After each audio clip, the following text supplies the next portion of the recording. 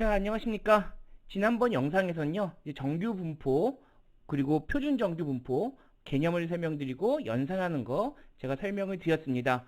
자, 이번 영상에서는요, 정규 분포와 표준 정규 분포의 관계식이 어떻게 되는지, 그리고 그것을 어떨 때 활용하는지, 이런 것들을 좀 저희가 살펴보고요.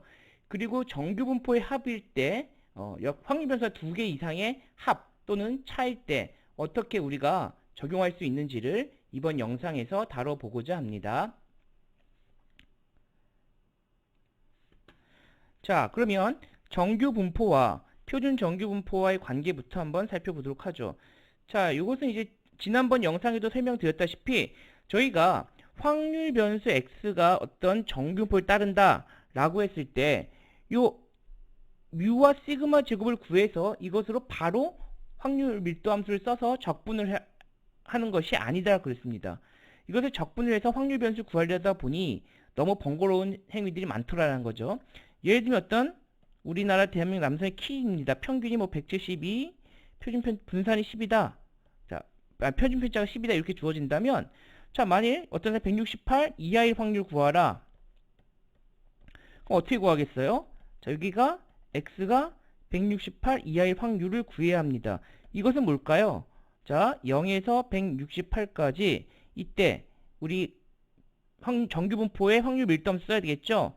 시그마 루트 2파이 분의 1 익스포넨셜 마이너스 2 시그마 2 곱하기 시그마 제곱 분의 x 마이너스 172의 완전 제곱. 요것을 적분을 해야 되는 겁니다. 이것을 적분하기가 쉽지 않다고 말씀드렸죠. 그래서 활용하는 것이 뭡니까? 표준 정규화예요. 이걸 간단하게 하기 위해서 이렇게 확률 변수 x를 그에 해당되는 z값으로 변환하는 과정을 우리는 표준 정규화라고 일컫습니다. 표준 정규화라고 일컫고, 표준 정규화라는 방법이 바로 확률 변수 x에서 우리가 각각 변수의 평균을 빼고 표준 편차로 나누어지면 그것이 바로 새로운 확률 변수 z가 되는 것이죠. 자, z로 바꾸고 나면 그때는 우리가 적분을 하기가 한결 쉽습니다. 그래서 그런 방식을 취하는 것이 바로 표준 정규화의 의미이다. 이렇게 이해하시면 좋겠습니다. 자, 그래서 우리가 어떤 구간 확률 변수 x가 a와 b 사이에 값을 가질 확률을 구하라. 이것을 직접 적분해서 구하기 어렵다 말씀드렸습니다. 그래서 어떻게 합니까? 이것을 표준 정규화를 거친다 이런 겁니다. 그래서 새로운 zl과 zu를 구하고 그 가운데 확률 변수의 새로운 범위를 구하게 되는 것이지요.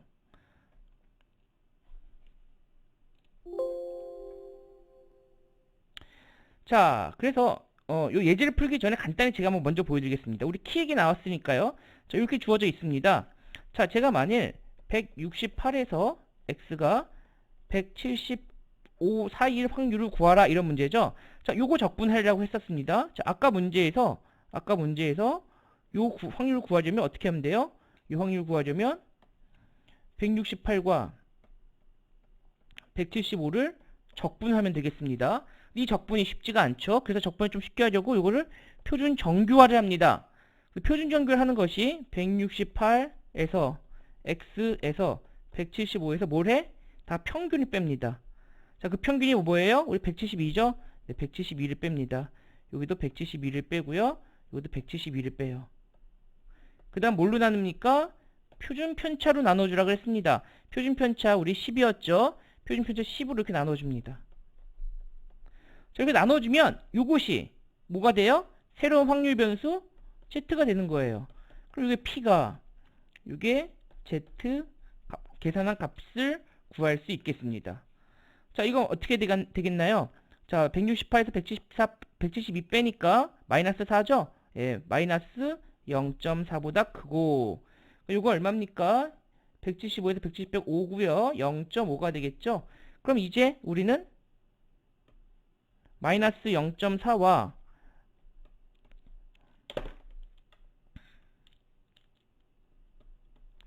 0.541 확률을 구하면 되는데, 요 확률은 적분도 쉬울 뿐더러 우리가 이미 적분해 놓은 표준 분포표를 갖고 있습니다. 그래서 우리가 이렇게 이해를 하시면 좋겠어요. 자, 평균이 172인 요 x로 표현할 수 있겠어요. 자, 168과 175 사이일 요 면적은 뭐랑 동일하냐? 자, 평균이 0, 여기가 마이너스 0. 마이너스 죄송합니다. 아이고. 평균이 0, 마이너스 죄송합니다. 제가 익숙하지가 않아서 마이너스 0.4, 요 부분 0.5, 요 사이일 확률이 되겠습니다. 여기 면적이 같다. 즉 168에 해당되는 값이 뭐다? 마이너스 0.4라는 이야기고요. 175에 해당되는 값이 뭐다? 0.5가 된다. 이런 의미입니다. 자, 이해되시죠? 자, 그런 식으로 우리가 다음 예제를 한번 살펴보도록 하겠습니다. 자, 그럼 예제 2번 문제를 한번 살펴보겠습니다. 자, 고속도로에서 시속 100km로 제한된 구역을 지나는데 평균이 98, 표준 편차가 2인 정규 분포를 따른다고 합니다. 자, x는 정규 분포, 평균이 98, 분산이 2, 표준 편차가 2인 정규 분포를 따른다고 되어 있습니다. 95보다 작을 확률을 구하라. 이런 문제가 되겠죠. 자, 제가 도움을 드리기 위해 그림을 그려보겠습니다. 평균 98 이렇게 되어 있는데 95보다 작게 될 확률을 구하라는 문제죠.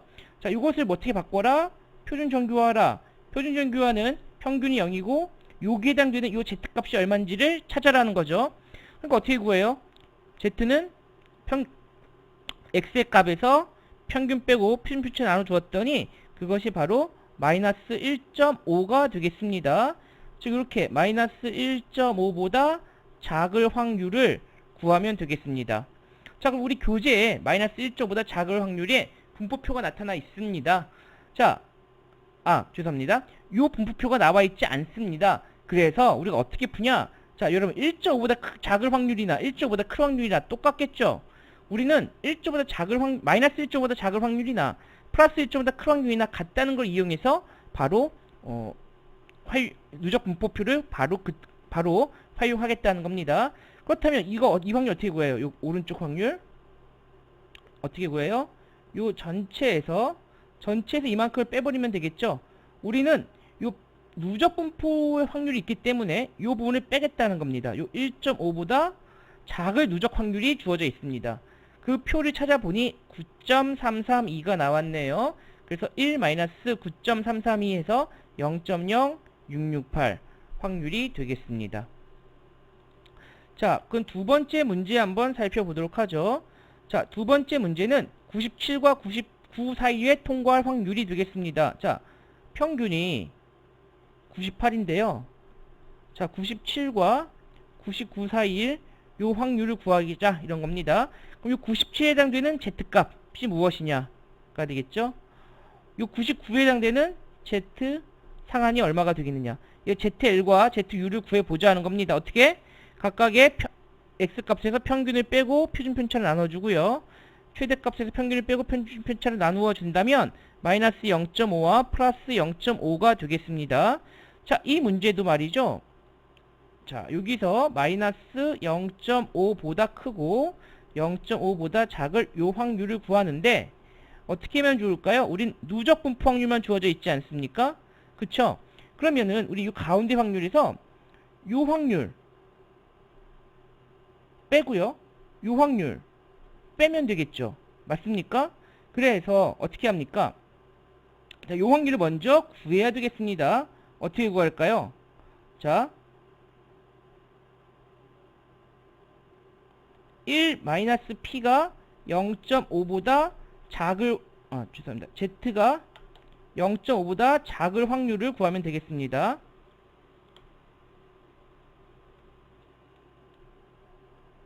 z가 0.5보다 작을 확률을 2에서 빼주면 되겠죠. 그럼 요 한쪽의 확률이 나올 겁니다. 요것을 2배 해주면 되겠습니다. 그죠? 그러면은 요 끄트머리 확률 구했죠? 전체 확률에서 이 부분을 빼야 되겠습니다. 1 마이너스를 해줘야 되겠네요. 자, 제가 요 슬라이드를 잘못했는데 요 부분에 1 마이너스를 해주어서 연산을 하면 되겠습니다. 그러면 요 결과를 구해보시면 돼요. 1 마이너스 0.617을 계산하시면 0.3832 되겠습니다. 자, 여기 1 마이너스가 생략되어 있는데요.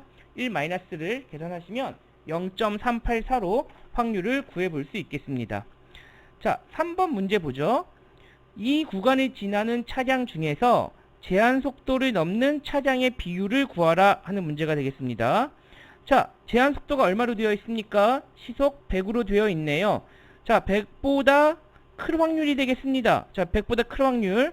자, 이것 표준 정규와 역시 어떻게 합니까? 각각에서 평균을 빼고요. 평균을 빼고 표준 편차를 나누라고 했죠? 표준 편차를 나누라. 그럼 이것이 확률 변수 Z로 바뀌는 겁니다. 그래서 Z가 1보다 클 확률이 된다. 그렇다면 우리 다시 그림을 그려보시면 1보다 클 확률 이 부분이죠? 그럼 어떻게 합니까? 전체 1에서 1보다 작을 확률을 빼주면 되겠습니다. 그래서 이것도 표준 정규 분포표를 보시고 연산을 해보시면 15.87%로 결과가 산출되겠습니다. 자, 여러분들 이 예제는 상당히 중요합니다. 여러분들 이 공과대학에서 어떤 데이터를 실험 데이터를 다룬다든가 할 때 정규 분포를 많이 가정하세요. 그리고 결국은 그것을 표준 정규화해서 확률을 구해내는데 주로 여러분들이 소프트웨어를 쓴다 하더라도 이 확률에 대한 개념을 알고 계셔야 해석을 하실 수 있을 것입니다. 자, 다음은 정규 분포의 백분위 수에 대해서 한번 살펴보도록 하죠. 자, 정규 분포 확률 변수 x가 정규 분포를 이렇게 평균이 m과 s제곱을 분산 s제곱을 따르는 경우가 있다라고 하겠습니다. 자, 그때 요 x 알파보다 작을 확률을 1-알파로 가져가겠다라는 것이죠. 자, 이럴 때 이런 백분위 수를 구하기 위해서 역시 표준 정규화한 백분위 수 z 알파를 구하는 방식은 똑같죠. x 알파에 해당되는 것은 평균 빼고 표준 편차 빼면 그것이 바로 z 알파에 해당되는 경우가 된다. 따라서 우리가 알고자 하는 x 알파는 평균 플러스 시그마 z 알파를 하면 될 것입니다. 자, 우리 예제 하나 보죠. x가 정규 분포를 따르는데 평균이 3이고 분산이 4인 정규 분포를 따른다고 가정해 보겠습니다. 자, 이때 요 어떤 특정 확률을 구하는데 90%가 되는 90.99%가 되는 요 x 알파가 얼마니 이걸 묻는 겁니다. 그런데 우린 지금까지 x 값으로 표준 분포표를 봐오지 않았습니다. 어떻게 왔나요? 표준 정규 분포표를 봐왔다는 것이죠. 그러니까 표준 정규 분포표에서 0.909 해당되는 걸 찾아요. 물론 딱 안 맞으면 가장 근사값을 찾습니다. 중간에 값을 보관법 쓰기도 하는데 우리 이 교양 통계에서는 그 부분은 다루지 않도록 할게요. 자, 이렇게 99.99에 90.99%에 해당되는 것이 1.34예요. 그럼 그때 z값이 1.34가 뭐에 해당되느냐? 자, 1.34보다 작을 요 확률이 바로 0.9099에 해당된다. 근데 우리는 z값을 알고 싶은 것이 아니라 뭘 알고 싶은 거예요? x값을 알고 싶다는 거죠. 근데 이거 어떻게 1.34로 변환됐습니까? x 어떤 값에서 평균을 뺐겠죠. 뭘로 나눴어요? 표준 편차를 나눴겠죠. 따라서 우리가 구하는 x 알파가 3 플러스 2 곱하기 1.34 해서 5가 된다 하는 것을 알 수 있겠습니다. 자, 이게 처음 보시면 조금 익숙하지 않으실 수 있는데요. 요 확률 변수 x와 확률 변수 z가 자유지제로 왔다 갔다 하는 부분을 여러분들께서 좀 익숙하게 교재 보시면서 연습을 하시면 좋을 것 같습니다. 자, 유사한 예제입니다. 우리 교재 3.1에 있는 예제 한번 살펴보도록 하죠. 자, x가 조금 달라졌죠? 평균이 5고 표준 편차가 2인 정규 분포를 따른다고 합니다. 자, 6.4보다 작을 확률을 구하라 하는 것이죠. 자, 이거 이제 쉽게 여러분 기계적으로 하셔야 돼요. 기계적으로. 어떻게? 항상 평균 빼요. 네. 항상 평균 뺍니다. 뭘로 나눠요? 표준 편차 나눠요. 이렇게 x 마이너스 어쩌고저쩌고 하 있으면 얘를 뭘로 바꿔요? 확률 변수가 있으니까 z로 바꾸라. 그럼 6.4 빼기 5 나누기 2 한 것은 0.7이에요. 0.7보다 작을 확률입니다. 항상 그림을 그리면서 연습하세요. 자, 0 이렇게 있고 0.7보다 작을 요 확률. 요건 우리 누적 분포표에서 찾으면 되겠습니다. 즉 x가 6.4에 해당되는 것이 z로 보면 0.7이다. 그때 확률을 구하면 75.8%가 된다 하는 것이죠. 이것은 이제 누적 분포표를 0.7 가서 바로 기계적으로 읽기만 하시면 되겠습니다. 자, 이번에는 x가 어떤 x0보다 작을 확률이 97.50이래요. 자, 이번에는 문제가 좀 바뀌었네요. 자, 어떤 x0가 이렇게 있는데 요 확률이 0.9750이라고 합니다. 자, 0.9750에 해당되는 x를 구해야 되는데 x는 우리가 구할 수가 없어요. 바로 변환된 z값을 구할 수 있습니다. 그렇겠죠. 여기 0.975에 해당되는 z값을 우리 교과서 분포표에서 찾아보시는 거예요. 자, 교재 분포표에서 제가 한번 찾아볼게요.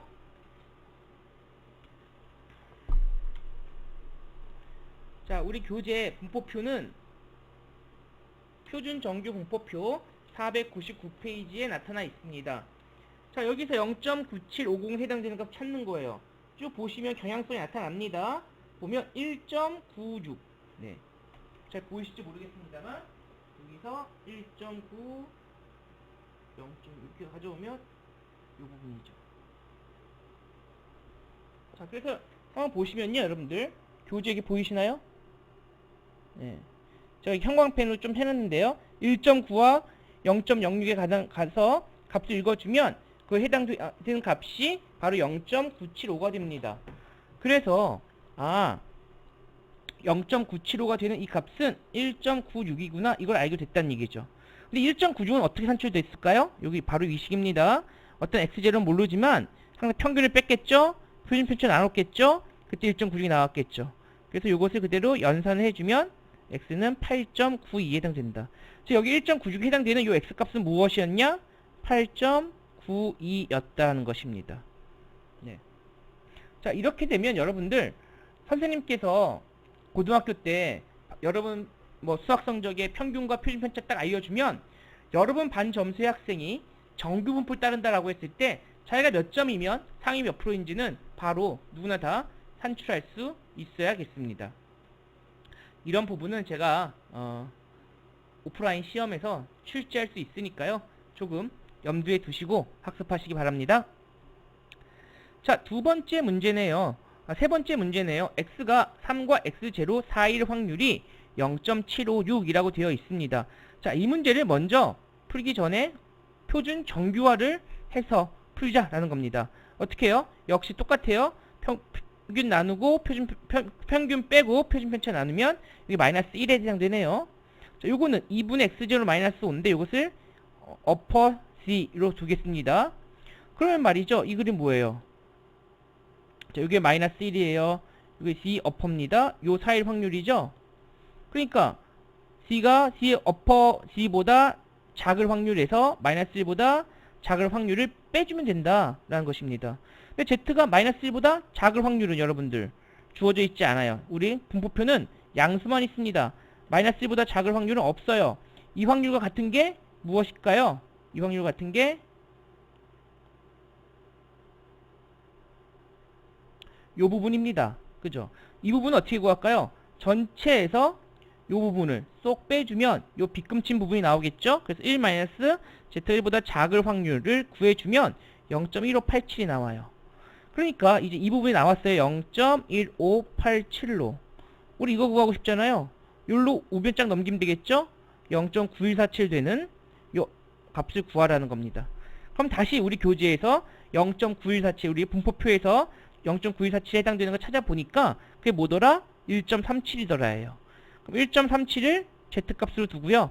요 z 어퍼 z를 2분의 x0 마이너스 5였잖아요. 여기서 x0를 구해내면 7.742 값을 구할 수 있게 됩니다. 자, 이 부분 좀 어려울 수 있는데 연습을 좀 많이 해보셨으면 좋겠습니다. 자, 우리 교재에 있는 분포표를 잘 보시면서 연습을 해보시면 그렇게 어렵지 않습니다. 자, 다음은 이제 정규 분포의 합 두 확률 변수가 있을 때 고려될 때 어떻게 하겠느냐 하는 것이죠. 자, 독립된 두 확률 변수 x, y에 대해서 분사는 각각의 합이 성립되는 것을 이용해서 우리가 이걸 보겠습니다. x가 정규분포를 따르고요. y가 정규분포를 따르는데 각각의 평균과 분산은 다를 수 있겠습니다. 그럴 때 어떻게 하느냐죠? 그럴 때 분산은 말이에요. 일단 각각 하나를 보자면 AX가 있으면 A제곱 VX로 나왔습니다. 여기에 무슨 이렇게 B가 있다 하더라도 무시되고 A제곱 VX가 나왔어요. A 곱하기 시그마 제곱이라고 줄 수 있겠죠. 자, 이것에 대한 증명은 사실 교재에 있습니다만 여기서 굳이 제가 따로 설명드리지 않겠습니다. 자, VX 플러스 마이너스 Y는 VX 플러스 VY로 될 수 있는데 전제 조건이 있어요. X와 Y가 서로 독립일 때.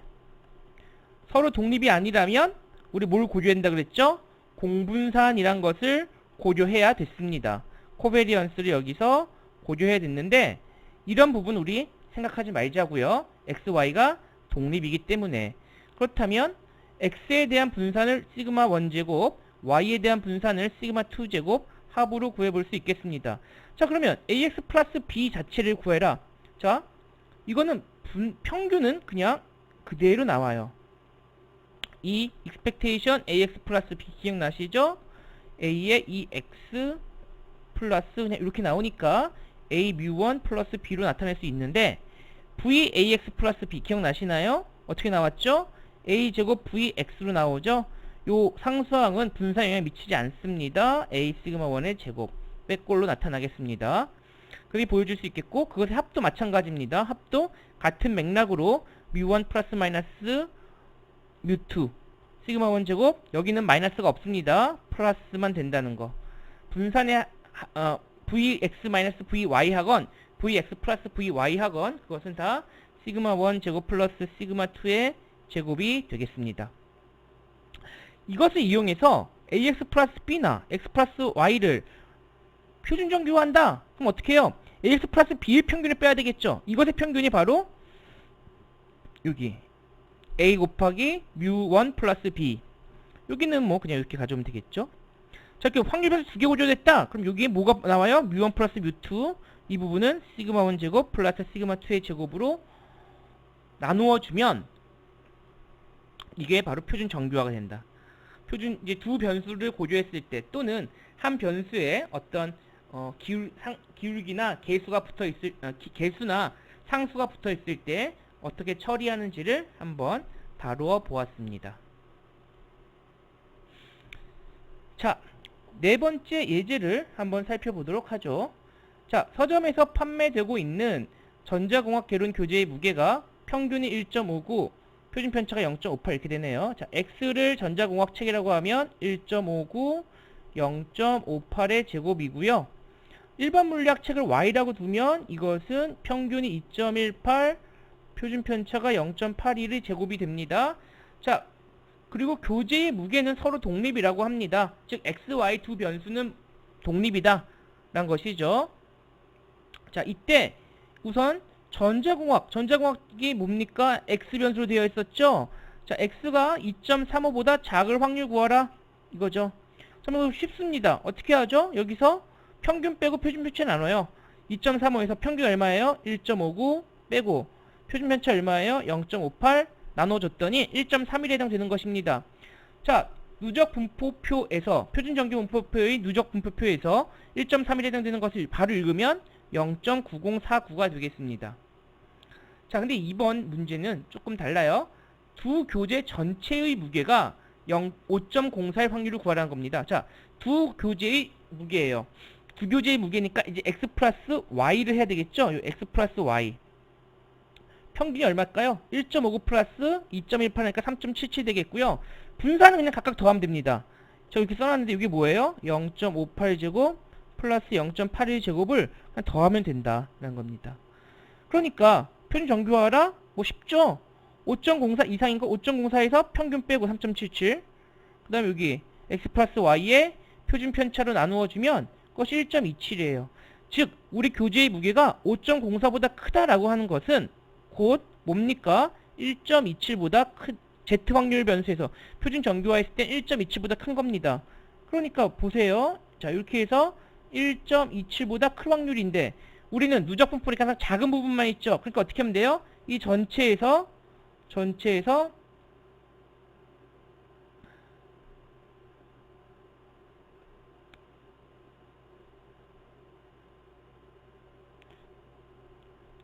이 부분을 빼주면 빨간색 부분을 빼주면 1에서 빨간색 부분 빼주면 되겠죠. 1 마이너스 빨간색 부분입니다. 이게 지금 여기에서 요 부분 되겠죠. 요걸 빼주면 파란 부분 되겠죠. 네. 그래서 1.27에 해당되는 값을 제가 읽어보니까 바로 요 확률이 0.8980으로 나왔습니다. 그래서 1-0.8980 해주면 그것이 0.102가 되겠습니다. 그렇게 어렵지 않으시죠? 자, 세 번째 문제. 이번에 무게 차이가 0.35 이하일 확률을 구하라 하는 것입니다. 자, 여기는 이제 차이니까 x-y, 큰 거에서 작은 거 뺀 차이를 가지고 표준 정규하는 것입니다. 똑같은 맥락이니까 이 부분은 생략하도록 하겠습니다.